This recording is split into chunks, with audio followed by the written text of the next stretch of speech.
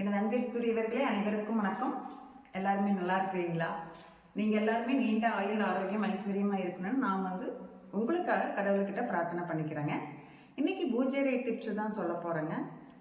அது எப்படின்னு பார்த்தீங்கன்னா, நாம் முதல்ல சாமி கும்பிட போகும்போது எப்படி போகணும் அப்படிங்கிறத பற்றி தான் சொல்கிறேன். ஃபஸ்ட்டு நம்ம குளிச்சுட்டு ரெடி ஆகிட்டு வந்துட்டு, நீங்கள் காலைல குளித்தாலும் சரி, உங்களுக்கு எந்த நேரத்தில் நீங்கள் குளிச்சுட்டு சாமி கும்பிட வர்றீங்களோ அப்படி. இப்போ குளிச்சுட்டு சாமி கும்பிட வந்தீங்கன்னா, நீங்கள் குளித்ததுக்கப்புறம் எந்த ஒரு அழுக்கு பொருளையும் தொடக்கூடாது. பூஜையில் அந்த பழைய பூவை மட்டும் நீங்கள் எடுத்துக்கலாம், அதில் ஒன்றும் தப்பு இல்லை, சரிங்களா? எடுத்து அதை உரமாக வச்சிடலாம்.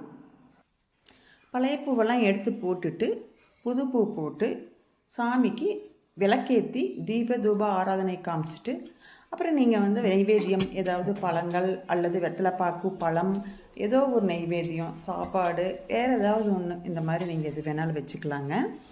ஏன் நான் இதையும் உங்கள்கிட்ட நான் ஷேர் பண்ணுறேன் அப்படின்னு பார்த்தீங்கன்னா, எங்கள் பாட்டி நான் சின்ன வயசில் இருக்கும்போதே, எங்கள் பாட்டி ஒரு 90 வயசு வரைக்குமே இருந்தாங்க.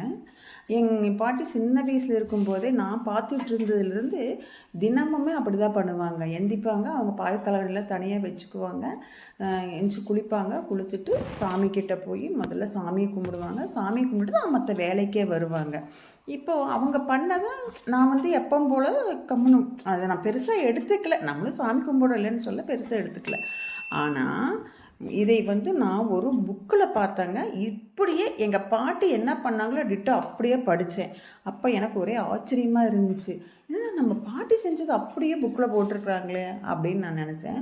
அப்போ தான் நினச்சிட்டேன், அப்போ நம்ம முன்னோர்கள் எல்லாருமே நமக்கு இப்படி தான் சொல்லி கொடுத்துருக்குறாங்க, அதை அவங்கெல்லாம் ஃபாலோ பண்ணியிருக்கிறாங்க அப்படின்னு நான் நினச்சிட்டேன். இப்போ நானுமே அதை கொஞ்சம் ஃபாலோ பண்ணிகிட்ருக்கிறேன் முடிஞ்ச அளவுக்கு. பெண்கள் அல்லது ஆண்கள் 2 பேருமே, வீட்டு குடும்ப பெண்கள் குடும்ப ஆண்கள் எல்லாருமே இந்த மாதிரியுமே நீங்கள் பண்ணலாம், தப்பில்லை. குடும்ப பெண்கள் அதாவது தலைவிகள், குடும்ப தலைவிகள் இந்த மாதிரி காலையில் முடிஞ்ச அளவுக்கு பண்ணுங்கள். காலையில் எழுந்திரிச்சு குளிச்சுட்டு விளக்கேற்றி சாமி கும்பிட்டுட்டு அதுக்கப்புறமா நீங்கள் சமையல் கட்டுக்கு போங்க. உங்களுக்கு என்னமோ ஒரு பெரிய சாதித்த மாதிரி ஒரு சந்தோஷம், ஒரு நிம்மதி, ஒரு திருப்தி எல்லாமே கிடைக்கும். நீங்கள் இப்படி செய்ய செய்ய செய்ய செய்ய உங்கள் குடும்பங்களே மாற்றங்கள் ஏற்படும், நல்ல மாற்றங்கள் ஏற்படும். குழந்தைங்கள்லாம் நல்லா இருப்பாங்க. உங்கள் குடும்பம் மிக சிறப்பாக ஒரு வளர்ச்சி பாதையை நோக்கி போகிற மாதிரி இருக்குங்க. நீங்கள் சொன்னால் உங்களுக்கு புரியாது. நீங்கள் இதை செஞ்சு பாருங்கள். செஞ்சு பார்த்துட்டு எனக்கு நீங்கள் கமெண்டில் ஏதாவது சொல்லணுன்னா சொல்லுங்கள், கேட்கணுன்னாலும் கேளுங்க. இந்த மாதிரி வீடியோஸ், ஆன்மீக வீடியோஸ், வீலாக்ஸ், சமையல் குறிப்புகள் எல்லாமே நான் போட்டுட்ருக்கிறேன். என்னோடய சேனலை சப்ஸ்கிரைப் பண்ணி வச்சுட்டு பாருங்கள். நன்றி, வணக்கம். நான் உங்களையே அடுத்த வீடியோவில் பார்க்குறேன்.